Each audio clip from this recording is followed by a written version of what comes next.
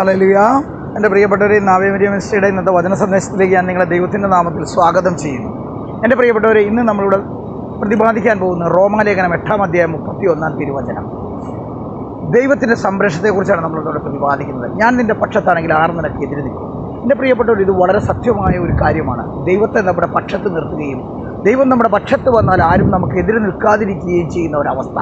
ഈ അവസ്ഥ ഓരോ മനുഷ്യനും അവൻ്റെ ജീവിതത്തിൽ പ്രാവർത്തികമാക്കാൻ കഴിയുന്നുണ്ടോ? ഇത് പ്രാവർത്തികമാക്കാൻ കഴിയാതെ പോകുന്നതാണ് നമ്മുടെ ജീവിതത്തിൽ നമുക്കുണ്ടാകുന്ന കുറവുകൾ. എൻ്റെ പ്രിയപ്പെട്ടവരെ, അത് കുറവുകളായി മാറുന്നതിന് കാരണം നമുക്കൊരിക്കൽ പോലും ദൈവത്തിൻ്റെ പദ്ധതികളെക്കുറിച്ചുള്ള തിരിച്ചറിവുകൾ നേടാൻ സാധിക്കുന്നില്ല എന്നുള്ളത് കൊണ്ടാണ്. ദൈവത്തിന് മനുഷ്യനെക്കുറിച്ചുള്ള പദ്ധതികൾ തിരിച്ചറിവ് നേടാനായി സ്വയം നമുക്ക് കഴിയുമ്പോൾ, ഓരോ വ്യക്തിക്കും കഴിയുമ്പോൾ, അവിടെ ദൈവത്തിൻ്റെ ഈ ലേഖനത്തിൽ നമ്മളോട് പറഞ്ഞ, ഈ റോമാധ്യായത്തിൽ പറഞ്ഞ 8-ാം അധ്യായം 31-ാം തിരുവചനത്തിൽ ദൈവത്തിൻ്റെ സംരക്ഷണം, ഞാൻ നിൻ്റെ പക്ഷത്താണ് എങ്കിൽ ആരും നിനക്കെതിരെ നിൽക്കും. ഈ ലോകത്തിലെന്നല്ല, ഒരു മേഖലകളിലും ദൈവം നമ്മുടെ പക്ഷത്തെത്തിയാൽ ഒരു മനുഷ്യനും എതിരെ നിൽക്കാൻ പറ്റില്ല.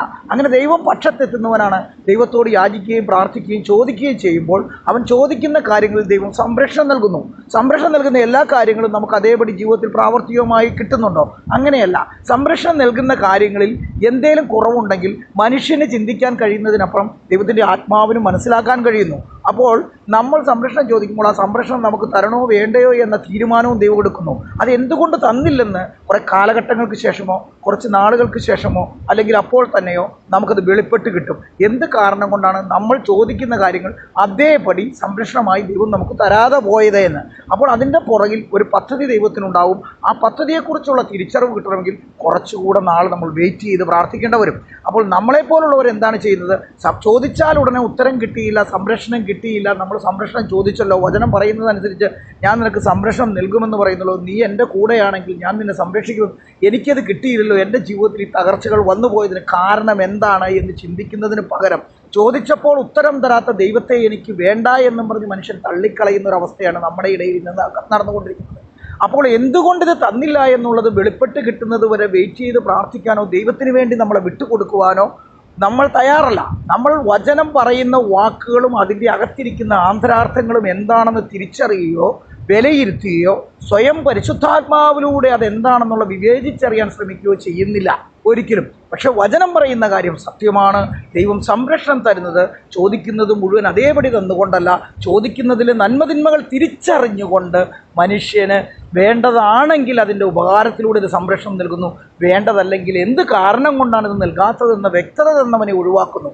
ഇതിന് രണ്ടിനുമിടയിൽ നമുക്ക് വേണ്ട കാര്യം ദൈവവുമായുള്ള ബന്ധത്തിലുള്ള അടിയുറച്ച വിശ്വാസവും പതർച്ചയില്ലാത്ത ജീവിതവും ദൈവം തരുന്ന കാര്യങ്ങൾ എന്താണെന്ന് വിലയിരുത്താനുള്ള കഴിവുമാണ് പ്രിയപ്പെട്ടവരെ. അപ്പോൾ എപ്പോഴും നമ്മൾ ദൈവം തരുന്ന കഴിവുകൾ ഉപയോഗിച്ച് ദൈവത്തിൻ്റെ പദ്ധതികളെക്കുറിച്ച് വിലയിരുത്തുന്നതിനൊപ്പം തന്നെ പൂർണ്ണമായി ദൈവം ഇഷ്ടപ്പെടുന്ന രീതിയിൽ ദൈവത്തിൻ്റെ ആത്മാവ് നിക്ഷേപിച്ച മനുഷ്യൻ വിശുദ്ധിയോടെയാണോ ഈ കാര്യങ്ങൾ ചോദിക്കുന്നതെന്ന് വിലയിരുത്തണം.